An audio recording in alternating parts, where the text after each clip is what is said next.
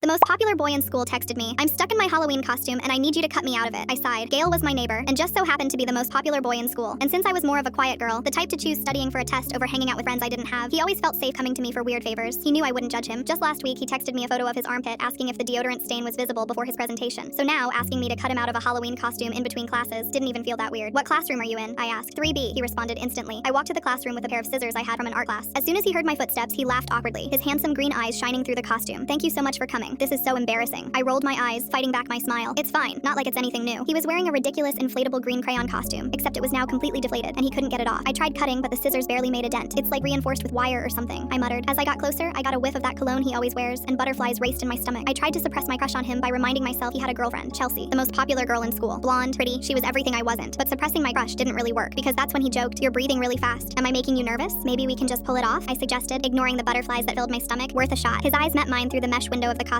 "You'll have to get pretty close though." I positioned myself behind him, wrapping my arms around to find a grip point. "This okay?" "More than okay," he said softly, then quickly added, "I mean, yeah, try pulling from there." We struggled for a few minutes. My body pressed against his back as I pulled. "Gosh, why are you so weak?" he teased. "All that studying and no gym time?" "Excuse me? I'm plenty strong." I moved to face him, grabbing the costume from the front. Our faces were inches apart now. "Maybe you're just too big." "You think I'm big?" He grinned, and I realized how wrong that sounded. The costume is too big." My face burned. His eyes were doing that thing where they went soft, the same look he'd given me when I explained derivatives to him last week. "Your face is really red," he said, reaching up like he wanted to touch my cheek, then dropping his hand. "You sure I'm not too heavy for you?" "I'm fine." I pulled harder, basically hugging him now. His hands came up to steady me at my waist. Even through the costume, I could feel the warmth. "You know," he said, voice low, "you're the only girl I'd trust to see me like this." "Because I won't tell anyone?" I tried to step back, but his hand stayed on my waist. "Because you're the only one whose opinion actually matters to me." The air felt electric. Then I remembered. "Speaking of opinions, won't Chelsea be wondering where you are?" Something shifted in his expression. "Chelsea doesn't keep tabs on me like everyone thinks." "But she's your girlfriend. It's complicated." He looked away. "Look, my dad has these industrial wire cutters in his garage. We could go to my house real quick. I'm not ditching school, Gale. I have a calculus test next period. Please, I'll write you a note. Say you were helping with a student council emergency or something." He looked desperate. "If my boys see me like this, they'll post it everywhere. You know how they are." Against my better judgment, we snuck out the side door and walked the 3 blocks to his house. His house was empty because his parents were at work. "The tools are in the garage." He stopped at the kitchen door. "Actually, can you go first and tell me if you see anything weird?" "Weird how? Just humor me?" I pushed open the door and gasped. The entire kitchen was decorated with fairy lights and balloons. A homemade birthday cake sat on the counter with "Happy birthday to my favorite person" written in shaky icing. Rose petals made a path to the dining room where he'd set up dinner for 2. "Gale, what is this?" He waddled up behind me. "Okay, so I may have lied about the costume being stuck." I spun around. "What?" "The zipper's right here." He reached down and unzipped the crayon costume easily, stepping out in his regular clothes, dressed nicer than usual in a button-down shirt. "I knew you'd never come if I just asked you to ditch for your birthday." "But your girlfriend, Chelsea?" He laughed like I'd told the funniest joke in the world. "Chelsea's not my girlfriend. She just tells everyone that because her parents and mine are friends. I've tried correcting people, but she makes my life hell when I do." All those weird favors finally make sense now. I started piecing it together. "You were just making excuses to spend time with me? You're the only person who sees me as just Gale. Not the popular guy, not Chelsea's boyfriend, just your weird neighbor who asks dumb questions." He stepped closer. "I've been trying to tell you for months. You're brilliant and funny and just be mine." I kissed him. Unfortunately, he's not my boyfriend anymore, but at least he's my fiancé.